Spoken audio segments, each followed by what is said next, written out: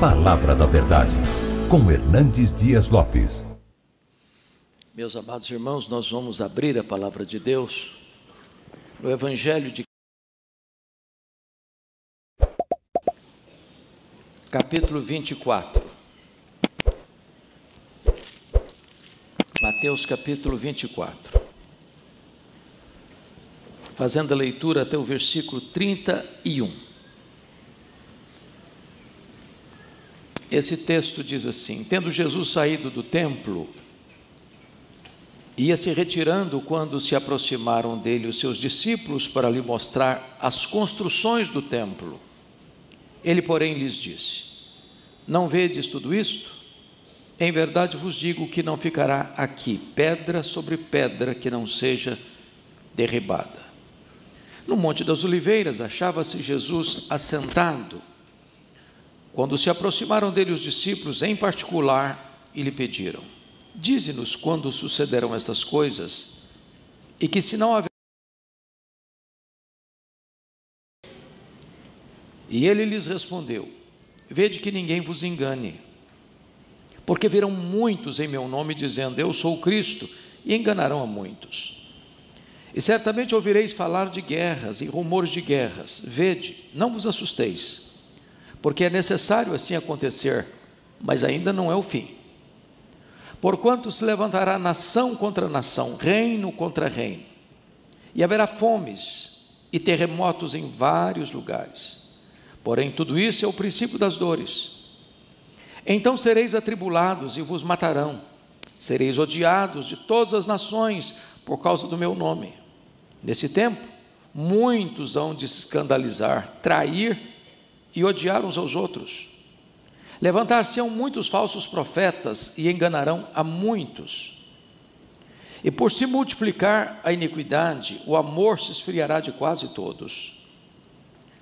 Aquele, porém, que perseverar até o fim, esse será salvo. E será pregado este evangelho do reino por todo o mundo, para testemunho a todas as nações. Então virá o fim. Quando, pois, virdes o abominável da desolação, de que falou o profeta Daniel, no lugar santo de quem lê entenda, então os que estiverem na Judéia, fujam para os montes. Quem estiver sobre o eirado, não desça para tirar de casa alguma coisa. E quem estiver no campo, não volte atrás para buscar sua capa. Ai das que estiverem grávidas e das que amamentarem naqueles dias. Orai para que a vossa fuga não se dê no inverno, nem no sábado. Porque nesse tempo haverá grande tribulação, como desde o princípio do mundo até agora não tem havido, nem haverá jamais. Não tivesse aqueles dias sido abreviados, ninguém seria salvo. Mas por causa dos escolhidos, tais dias serão abreviados. Então, se alguém vos disser: eis aqui o Cristo, ou ei-lo ali, não acrediteis. Porque surgirão falsos cristos e falsos profetas, operando grandes sinais e prodígios para enganar, se possível, os próprios eleitos. Vede que vos tenho predito. Portanto, se vos disserem: eis que ele está no deserto, não saiais. Ou ele no interior da casa, não acrediteis. Porque assim como o relâmpago sai do oriente e se mostra até no ocidente, assim há de ser a vinda do Filho do Homem. Onde estiver o cadáver, aí se ajuntarão os abutres. Logo em seguida, a tribulação daqueles dias, o sol escurecerá, a lua não dará sua claridade, as estrelas cairão do firmamento, e os poderes dos céus serão abalados. Então aparecerá no céu o sinal do Filho do Homem. Todos os povos da terra se lamentarão e verão o Filho do Homem vindo sobre as nuvens do céu, com poder e muita glória.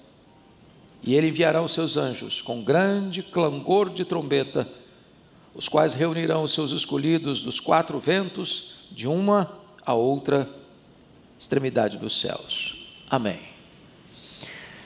Meus amados, a recente guerra, conhecida como a Guerra dos 12 Dias, entre Israel e Irã, com a intervenção dos Estados Unidos, reacendeu na igreja evangélica brasileira, por que não dizer de outros lugares do mundo, a agenda escatológica da igreja. E nesse momento, tantas pessoas se levantam e são feitas. E precisamos nos acautelar, porque há aqueles que, de forma assodada, dizem que agora chegou o fim. Agora estamos, de fato, na última geração. Agora é o cumprimento de Ezequiel 38, 39, de Gog e Magog. Essas declarações, embora causem arrepios em uns e temor em outros e levante grandes questionamentos da outra parte, são apressadas e perigosas, porque de certa forma isso é marcar uma data, isso é marcar um tempo ou época que o Pai reservou pela sua exclusiva autoridade. Todas as pessoas que tentaram marcar datas para a segunda vinda de Cristo fracassaram, e hão de fracassar, porque foi o próprio Jesus quem alertou sobre isso. Esta agenda é da economia exclusiva do Pai. Isso, entretanto, não deve nos levar a uma posição de descuido, de desatenção, porque as placas dos sinais da segunda vinda de Cristo estão por toda a nossa estrada. Às vezes verdadeiros outdoors iluminados, despertando a igreja, alertando a igreja acerca dos eloquentes sinais da volta do Senhor Jesus. Aqui no texto lido, nós temos a segunda vinda e de como será a segunda vinda. E é curioso que o texto do sermão profético comece quando Jesus sai do templo. E diz o texto que ele ia se retirando. Quando se aproximaram os seus discípulos, tomados de grande admiração, uma vez que eles eram galileus, ou seja, da parte norte de Israel, uma região mais agrícola, uma região mais interiorana, uma região mais marcada pela influência dos gentios, e eles estão em Jerusalém, na decantada Jerusalém, diante de um dos edifícios mais belos do primeiro século, o templo que foi ampliado e embelezado por Herodes o Grande, uma obra que demorou 46 anos para ser construída, um palácio religioso, suntuoso e belo, magnificente e grandioso, e eles não aguentando tanta beleza contida no próprio coração, exclamam para Jesus: Mestre, vede isto, que pedras, que construções, que arquitetura, que beleza. E Jesus responde de forma chocante, perturbadora para eles: não vede aqui pedra sobre pedra que não seja derribada. Já imaginou se alguém chegasse para qualquer de nós aqui e dissesse assim: olha, está vendo Vitória? Cidade bela, encantadora, perdoe-me de dizer isso, para mim é a capital mais bonita do Brasil. E alguém dissesse: está vendo essa cidade? Pois é, ela vai ser destruída, ela vai ser arrasada, os prédios vão ser completamente colapsados. Está vendo esse templo bonito? Não vai ficar pedra sobre pedra. Vocês já imaginaram o impacto disso na vida dos discípulos? E depois que Jesus traz esse vaticínio, essa profecia, de fato ele se retira, desce o Vale do Cedron, atravessa o Vale do Cedron, sobe o Monte das Oliveiras e fica exatamente de frente ao templo. Quando então os discípulos se aproximam em particular e perguntam: mestre, fala para nós aí, quando é que vai acontecer isso?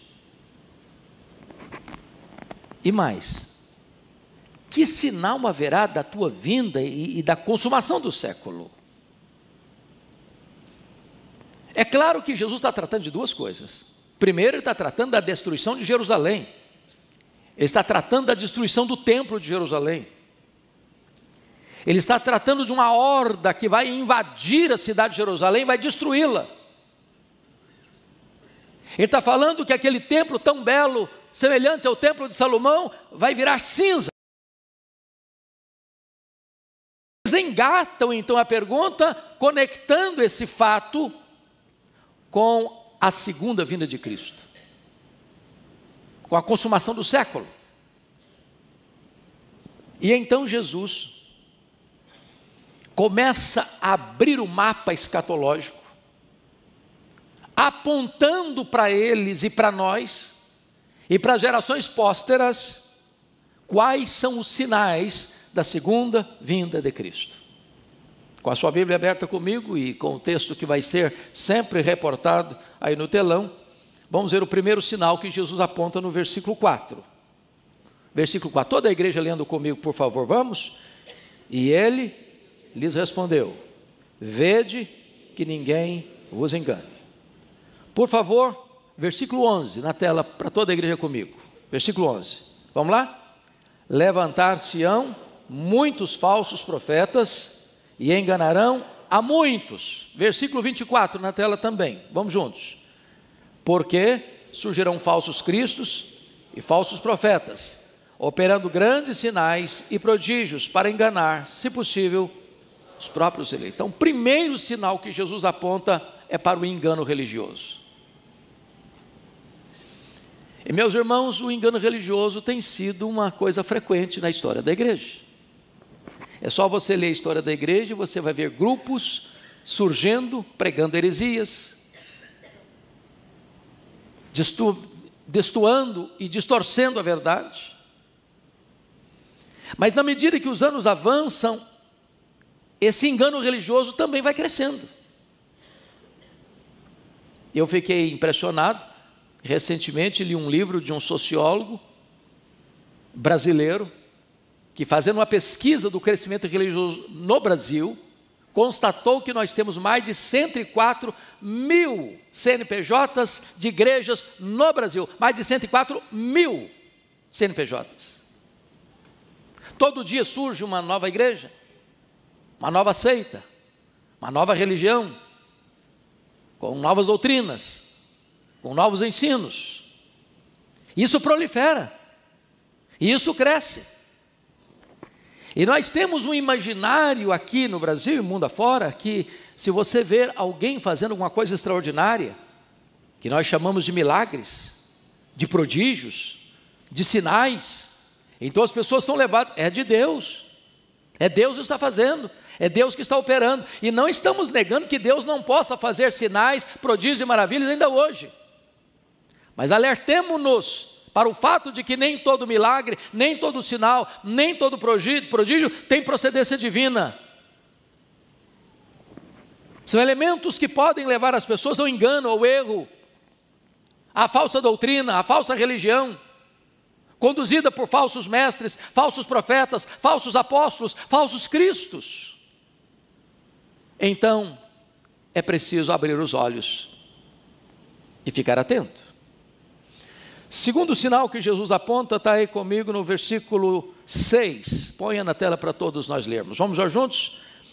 E, certamente, ouvireis falar de guerras e rumores de guerras. Vede, não vos assusteis, porque é necessário assim aconteça, mas ainda não é o fim. Versículo 7, a parte A, vamos juntos. Porquanto se levantará nação contra nação, reino contra reino, até aqui. Então, o segundo sinal que Jesus aponta é para as guerras. Bom, mas o mundo é um mundo em guerra desde que Caim matou Abel. O historiador Gibbon diz que a história da humanidade é a história das guerras. Mas o que nos chama a atenção é o fato dessas guerras terem ou estarem se multiplicando. E se multiplicando inclusive em poder de destruição. Exatamente na época que nós alcançamos o apogeu do conhecimento, da fama, do sucesso, da glória humana, das conquistas humanas, da tecnologia, que foi o século passado, nós mergulhamos a história humana em duas sangrentas guerras mundiais. A primeira delas em 1914, 1914, 1918, com 30 milhões de pessoas mortas. A segunda delas em 1939 a 1945, com 60 milhões de pessoas mortas. E não aprendemos com isso. Porque resultando disso, países, nações governadas e tomadas por ideologias de totalitarismo, de absolutismo, de uma postura carrasca e cruel, gerou mortes aos milhões. Foi o século que mais matou cristãos em todos os séculos da história da igreja, foi o século passado. Agora olha para o mundo hoje, é um barril de pólvora. Hoje nós temos dois grandes polos de poder econômico, militar e bélico no mundo, e eles se respeitam por medo. Por medo. A paz que estabelece hoje é a paz do medo. Já em 1985, o Mikhail Gorbachev decretou um livro chamado Perestroika, e ele vai afirmar lá em 1985, há 40 anos, que o arsenal que tinha naquele tempo, e hoje tem mais do que isso, do que tinha na época, daria para destruir o planeta Terra 27 vezes. Chegando a ponto de afirmar que numa possível terceira guerra mundial não haveria vencedores nem vencidos. Estamos aí pisando em ovos. O mundo está prestes a explodir. É o medo, é a insegurança. São as guerras, são os rumores de guerras, reino contra reino, nação contra nação. E Jesus diz, fique atento, ainda não é o fim, é o princípio das dores, mas é um sinal eloquente de que Jesus está prestes a voltar. Terceiro sinal, confira comigo aí, versículo 7, toda a igreja comigo, vamos juntos. Porquanto se levantará nação contra nação, reino contra reino, e haverá fomes e terremotos em vários lugares. Vamos então entender o primeiro ponto, haverá fomes. E aqui vale destacar que as fomes, está no plural, é um efeito colateral das guerras. Não tem nada mais insano do que guerra. Porque você destrói o que custou muito caro para construir. Você envia um míssil, e ele faz um arraso. Além das vidas, destrói estruturas caríssimas. E depois vai ter que gastar para construir tudo de novo. E quando vai se fazer o orçamento das nações, tenho certeza disso, o maior orçamento das grandes nações do mundo não é com coisas para a vida, é com armas para a morte. As fomes no mundo não é porque falta provisão, é porque há injusta distribuição. Se o dinheiro gasto em armas de destruição fossem gastos em provisão, não haveria fome no mundo. No mundo de hoje, muitos morrem de comer e outros morrem de fome. E Jesus diz que essas fomes apontam claramente para a realidade da sua segunda vinda. Mas Jesus traz para nós aqui um quarto sinal, está aí no versículo 7 ainda, e terremotos em vários lugares. A terra está bêbada.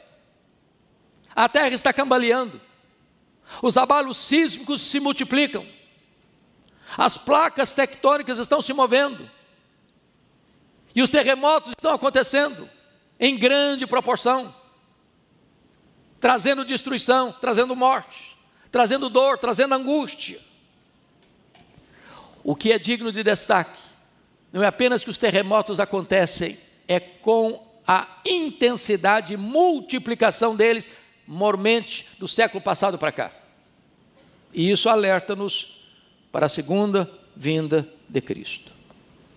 Mas em quinto lugar, quinto sinal, confira comigo o versículo 9, por favor. Toda a igreja comigo, o versículo 9. Então, sereis atribulados e vos matarão. Sereis odiados de todas as nações por causa do meu nome. Nesse tempo, muitos hão de se escandalizar, trair e odiar uns aos outros. E aqui é o sinal da perseguição religiosa. Bom, entendamos uma coisa. sempre houve perseguição religiosa. Nunca houve um período em que pudesse dizer, bom, agora a igreja está tranquila, dormindo em berço esplêndido. A igreja de Cristo sempre foi uma igreja martírica. Porém, o mundo caminha para uma situação, e já é um fato, assim como foi no primeiro século, que ser cristão é um grande perigo. Lá, no primeiro século, afirmar Jesus é o Senhor, era botar a cabeça a prêmio. Era considerado uma traição ao Estado. Porque o Estado compreendia que só César é o Senhor. E no momento em que o indivíduo no Império Romano dizia Jesus é o Senhor, é como se ele estivesse traindo o Estado. Passível de prisão, passível de tortura, passível de morte. E quantos irmãos nossos foram queimados vivos, foram crucificados, foram jogados às feras, foram jogados em prisões imundas e saíram de lá leprosas. Não porque cometeram crimes, mas apenas porque declararam, Jesus é o Senhor. Não duvidem disso. Enquanto nós estamos aqui confortavelmente instalados dentro de um templo seguro e bonito, há irmãos nossos que estão sendo torturados, que estão sendo presos, que estão sendo assassinados, simplesmente porque tem uma Bíblia, ou porque professam o nome de Jesus. Como disse agora há pouco, o século que mais matou cristãos em todos os tempos foi o século passado. E nos países onde reina o totalitarismo, onde não há liberdade de você ter a expressão da sua consciência, muitos irmãos nossos estão sendo mortos e assassinados. E Jesus disse que haveria de acontecer isso. Por quê? O texto é claro. Sereis atribulados e vos matarão, sereis odiados de todas as nações por causa do meu nome. O simples fato de você levar o nome de Jesus será motivo para uma brutal perseguição em todas as nações. Isso não é uma coisa futurista. Isso é um fato real. Já hoje e agora. Mas vamos ao sexto sinal apontado por Jesus no versículo 12. Ponha na tela o versículo 12 para toda a igreja acompanhar. Todos juntos, por favor. E, por se multiplicar a iniquidade, o amor se esfriará de quase todos. Então aqui a multiplicação da iniquidade. Alguém aqui nesse auditório tem alguma dúvida de que a iniquidade tem se multiplicado hoje? A banalização dos valores morais, a tolerância às coisas escandalosas, a inversão de valores, a sociedade aplaudindo o que deveria ter vergonha e se envergonhando daquilo que deveria receber aplausos. Uma sociedade corrompida, moralmente degradada, a desconstrução dos valores morais, a destruição dos fundamentos da família, a iniquidade não só crescendo, se multiplicando. A palavra é muito forte, a palavra de Jesus. E nós estamos vivendo essa sociedade de ponta cabeça, pelo avesso.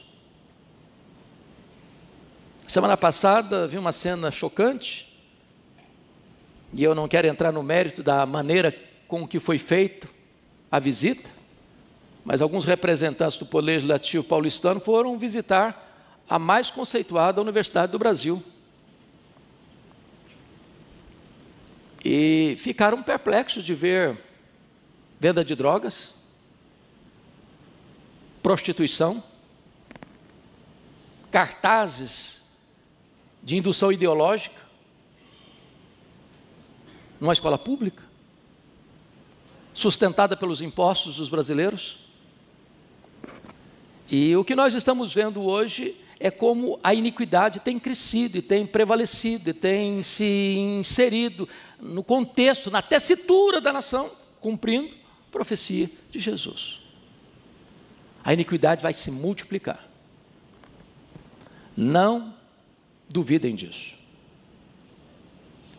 O efeito colateral da multiplicação da iniquidade é o amor se esfriando de quase todos. Levam a sociedade hedonista, materialista, individualista, narcisista, que só olha para o seu umbigo. O homem se tornando o lobo do próprio homem. Sétimo sinal, veja comigo o versículo 14, por favor. Vamos ler todos juntos, versículo 14. E será pregado este evangelho do reino por todo o mundo, para testemunho a todas as nações. Então virá o fim.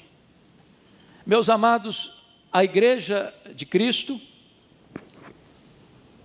foi encarregada por Jesus, quando discutia a pauta escatológica com Jesus, de restaurar o reino a Israel, e Jesus desvia o foco deles para o campo da missão e disse: não vos compete saber nem tempos, nem épocas que o Pai reservou pela sua exclusiva autoridade, mas recebereis poder ao descer sobre vós o Espírito Santo, e sereis minhas testemunhas, tanto em Jerusalém como em toda a Judeia e Samaria, e até os confins da terra. E a igreja então tem se desdobrado para cumprir essa agenda estabelecida pelo Senhor Jesus. Nós recebemos um missionário em 1859, e pela graça de Deus a igreja brasileira hoje está sendo, e há de ser mais ainda, o grande celeiro missionário para o mundo. Mas eu não tenho dúvidas de que o advento daquilo que nós chamamos das mídias sociais ajuda por demais no cumprimento dessa profecia de Jesus. Porque hoje, enquanto nós estamos reunidos, me permita, nós temos 1.800 pontos de conexões neste culto. Portanto, as pessoas que estão conectadas conosco são talvez mais de 3 vezes o auditório que está aqui reunido. E ao mesmo tempo, nós não estamos limitados apenas à Vitória, mas a várias nações do mundo. Daqui a pouco essa mensagem sobe para uma plataforma de YouTube, e ela pode ter 100 mil, 200 mil, 500 mil, 1 milhão de acessos, mais do que isso, mundo todo. Então, a profecia que Jesus colocou, e que até bem pouco tempo parecia quase que uma coisa impossível, hoje é factível, hoje é possível. O evangelho tem sido pregado e tem chegado às nações da terra, com a mesma clareza que é anunciada aqui desse púlpito, chegado às nações ao mesmo tempo. Então o Senhor Jesus agora está nos trazendo essa verdade, que será pregado este evangelho do reino por todo o mundo, para testemunhar todas as nações. Isso porque Jesus morreu para comprar com seu sangue os que procedem de toda tribo, raça, povo, língua e nação. E este evangelho está chegando e há de chegar a todos os povos da terra para cumprimento dessa profecia de Jesus. Oitavo sinal. Por favor, versículo 15. Para nós lermos, 15 até o versículo de número 20, 15 a 20, eu quero que a igreja leia comigo, bem cuidadosamente esse texto, vamos todos. Quando, pois, virdes o abominável da desolação, de que falou o profeta Daniel, no lugar santo, quem lê entenda, então os que estiverem na Judéia, fujam para os montes, quem estiver sobre o eirado, não desça a tirar de casa alguma coisa. E quem estiver no campo, não volte atrás para buscar a sua capa. Ai das que estiverem grávidas, e das que amamentarem naqueles dias. Orai para que a vossa fuga não se dê no inverno, nem no sábado. Tanto Marcos 13 quanto Lucas 21 mostram que esse texto lido está conectado não com a segunda vinda, mas está conectado com a destruição de Jerusalém. Quando é que aconteceu a destruição de Jerusalém? A destruição do templo? No ano 70. ele está falando de uma cidade sitiada. E Tito, Flávio, sitiou Jerusalém, cercou Jerusalém, entrincheirou Jerusalém. Nessa conjuntura, ele está dizendo o seguinte: se você estiver na Judéia, ou seja, onde está Jerusalém, fuja para os montes.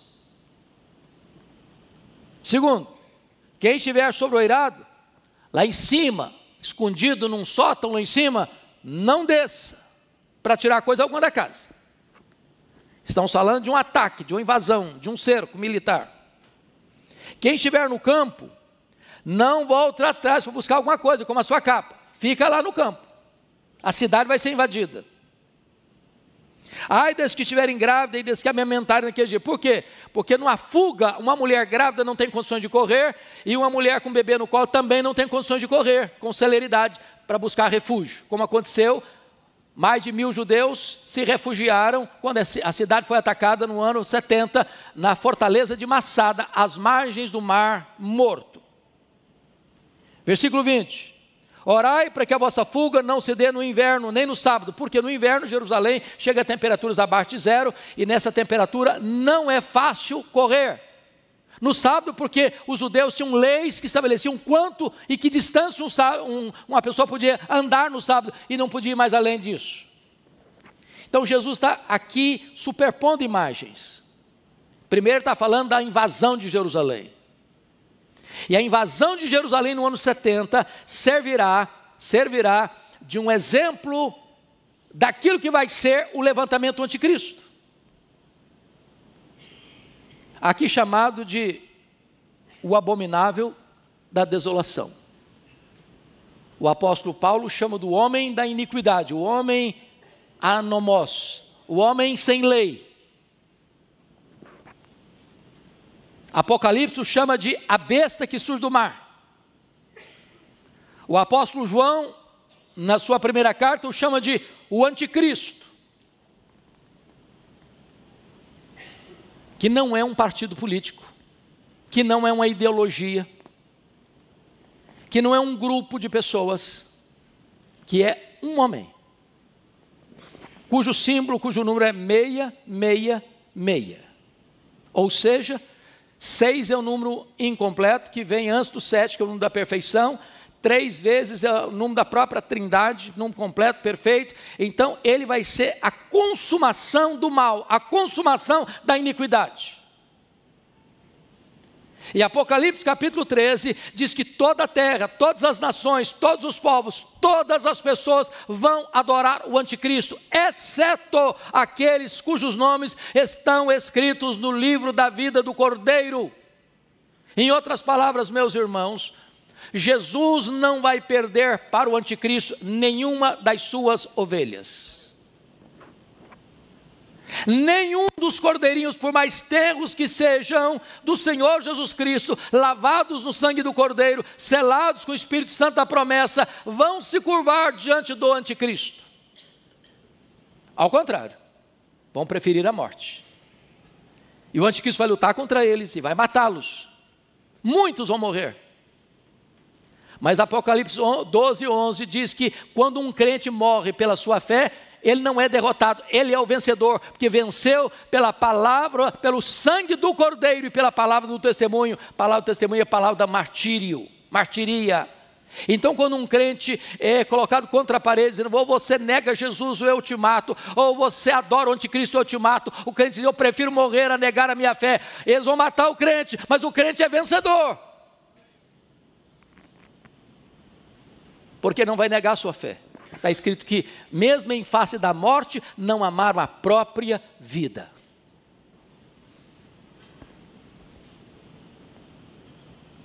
Nono sinal, versículo 21 e 22, por favor, vamos ler todos juntos. 21, vamos lá.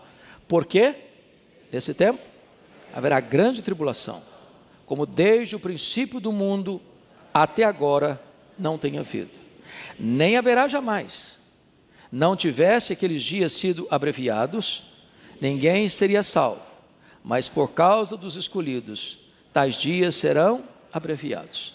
Então vamos entender algo, irmãos, importante. Ele está falando agora do 9º sinal, que é a grande tribulação. E a Bíblia usa 4 expressões que representam a mesma coisa. A grande tribulação, a manifestação do homem da iniquidade, que é o anticristo, a apostasia e o pouco tempo de Satanás. Esses 4 termos apontam para a mesma coisa. Um tempo de grande angústia, de grande tribulação.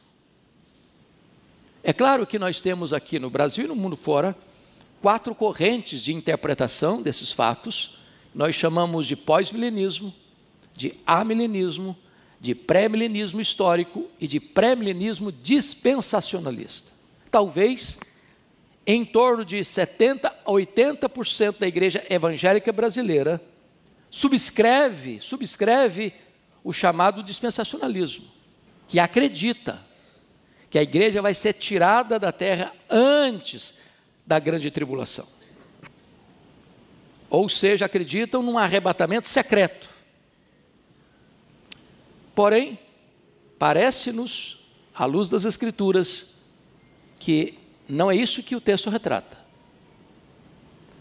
O que o texto retrata é que o povo de Deus vai enfrentar sim a grande tribulação. A igreja de Cristo é martírica. O Senhor não nos tirará da grande tribulação, Ele nos tirará na grande tribulação. Alguém pergunta, mas pastor, será que eu vou aguentar? E se chegar nos meus dias, eu vou aguentar? Eu pergunto a você, meu irmão, qual a sua diferença entre você e os mártires? Vocês acham que os mártires eram super crentes? Que eles não eram humanos como nós? Posso lhes garantir que nós não enfrentaremos, se acontecer nesta geração, com as nossas forças. O Senhor Jesus não vai perder nenhuma das suas ovelhas. O mesmo Deus que nos sustentou aqui e até aqui, há de nos sustentar até o dia final.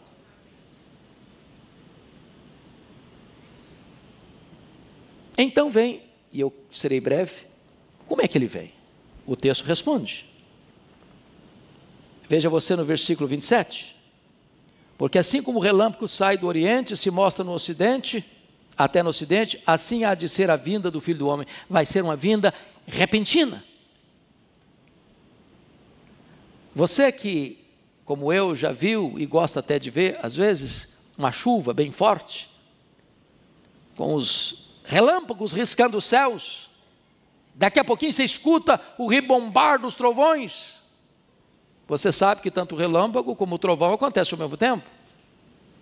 Você vê primeiro o relâmpago e depois escuta o trovão, porque a velocidade da luz é maior que a velocidade do som. Mas com essa velocidade é que Jesus volta. Na linguagem do apóstolo Paulo, vai ser como abrir e fechar de olhos, num instante, num átomo de tempo. Portanto, não dá para se preparar de última hora. Ou você tem azeite na sua lamparina, ou não haverá esperança para você. Jesus volta, e a oportunidade cessa. Note você comigo o versículo, por favor, bote na tela, versículo 42 a 44, toda a igreja comigo. Portanto, vigiai, porque não sabeis em que dia vem o vosso Senhor. Mas considerai isto: se o pai de família soubesse a que hora viria o ladrão, vigiaria e não deixaria que fosse arrombada a sua casa. Por isso, ficai também vós apercebidos, porque a hora em que não cuidais, o Filho do Homem virá. Então o que ele está dizendo aqui? Que a segunda vinda não vai ser apenas repentina, ela vai ser também inesperada. Vai ser como ladrão. Eu não mando um WhatsApp para vocês, dizendo, tal dia, prepara um cafezinho, um pão de queijo, que eu estou chegando na sua casa. Ele chega sem aviso prévio. O que esse texto quer nos mostrar é que a segunda vinda de Cristo, meus irmãos, não vai ser um dia óbvio. E Jesus ilustra esse fato assim. Confira comigo, por gentileza, versos 37 e 38. Põe na tela para a igreja ler. 37 e 38. Toda a igreja. Pois assim como foi nos dias de Noé, também será a vinda do Filho do Homem. Porquanto, assim como nos dias anteriores ao dilúvio, comiam e bebiam, casavam e davam-se em casamento, até o dia em que Noé entrou na arca, e não o perceberam, senão quando veio o dilúvio e os levou a todos, assim será também a vinda do Filho do Homem. E eu pergunto a vocês, tem algum pecado em comer e beber? Tem algum pecado em casar e dar-se em casamento? Não. O que é que Jesus quis acentuar aqui é que a vida vai estar girando. As famílias vão estar acontecendo. O comércio vai estar aberto, a indústria vai estar funcionando.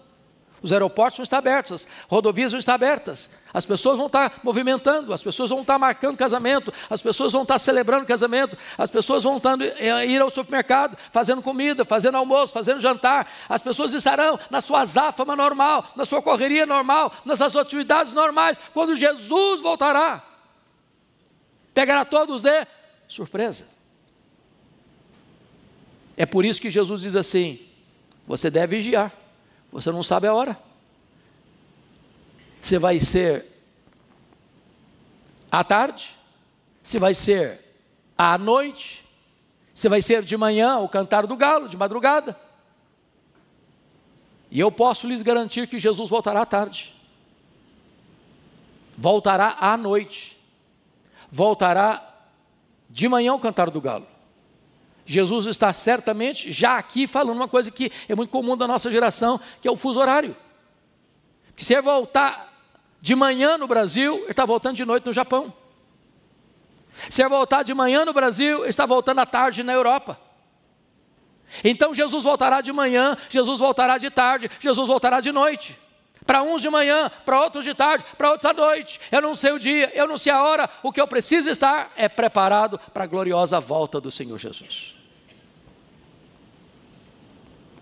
Mas notem comigo. Versículo 30, por favor, bota na tela. Toda a igreja comigo. Então, aparecerá no céu, os povos da terra se lamentarão, e verão o Filho do Homem vindo sobre as nuvens do céu, com poder e muita glória. A volta de Jesus vai ser uma volta poderosa, gloriosa, vitoriosa, vencedora. Ele vem com grande poder. A Bíblia diz que quando ele vier, os mortos em Cristo ressuscitarão primeiro. Depois nós, os que estivermos vivos, seremos transformados e arrebatados para encontrar o Senhor Jesus nos ares. E diz a Bíblia que ele vem com tal poder, que ele mata o anticristo com o sopro da sua boca. E ele lança no lago do fogo o anticristo, o falso profeta, o diabo, a morte, o inferno e todos aqueles cujos nomes não estão escritos no livro da vida. E ele vai colocar todos os seus inimigos debaixo dos seus pés. E ele vai julgar as nações. E vai dizer para o seu povo, vinde benditos de meu Pai, entrai na posse do reino, que vos está guardado desde a fundação do mundo. E então nós estaremos com ele, sem lágrima, sem dor, sem luto, com corpos imortais, com um corpo imortal, incorruptível, glorioso, poderoso, espiritual, celestial, semelhante ao corpo da glória do Senhor Jesus, e nós reinaremos com ele, e nós serviremos a ele, e nós contemplaremos a face dele, e nós nos deleitaremos nele para sempre, e sempre, e sempre. A segunda vinda, irmãos, é o pináculo da nossa fé, é a acrópole da nossa esperança, é a consumação da nossa redenção.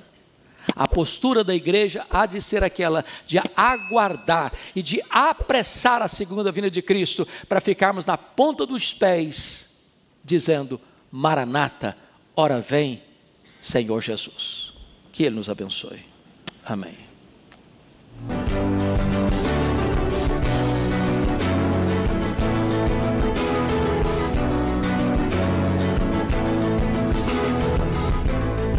Palavra da Verdade, com Hernandes Dias Lopes.